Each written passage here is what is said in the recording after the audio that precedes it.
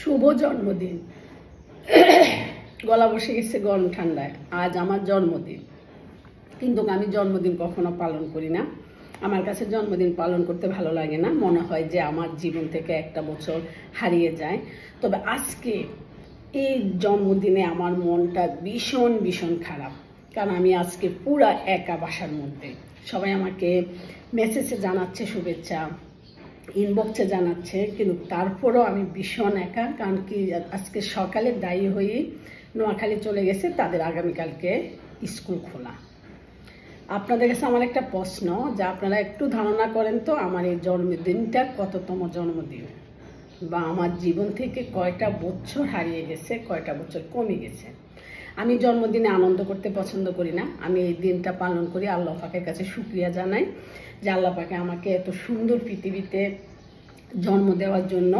আর আমার মা বাবার কাছে কৃতজ্ঞতা জানাই যে আমার মা বাবা আমাকে এত সুন্দর একটা পৃথিবী দেখাইছে, এত সুন্দর একটা পৃথিবী আমি দেখতে পাচ্ছি ওনাদের জন্য।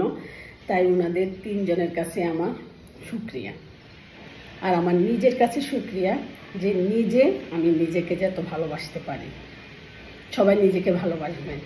ওকে, আল্লাহ হাফিজ, আসসালামু আলাইকুম। কমেন্টে লিখবেন তো আমার কততম জন্মদিন। কথা বলতে বলতে চা ঠান্ডা হয়ে গেছে।